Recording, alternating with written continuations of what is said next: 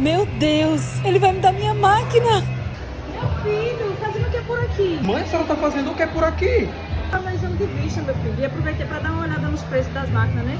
Vai me dar uma máquina de presente de aniversário? Na verdade, mãe, essa máquina é pra minha sogra. A máquina dela quebrou e ela tá aperreada pra comprar uma nova. Não acredito que você tá me dizendo um negócio desse, não.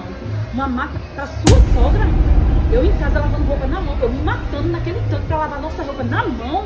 A sogra tem máquina, a dela só quebrou. A gente nem máquina tem, você dizendo na minha cara que vai dar uma máquina pra sua. Eu fico até nervosa, dar uma máquina pra sua sogra. Não, meu filho, é muito revoltante isso. Mãe, ela é minha sogra. Eu também tenho que ajudar ela. A máquina dela quebrou. Eu até entendo que ela seja sua sogra, mas eu sou sua mãe.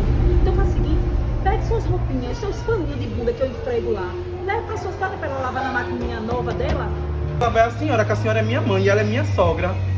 E aí, gente, vocês acham que ele deve dar a máquina a mim, que sou a mãe dele, ou a sogra dele? Deixa aí nos comentários.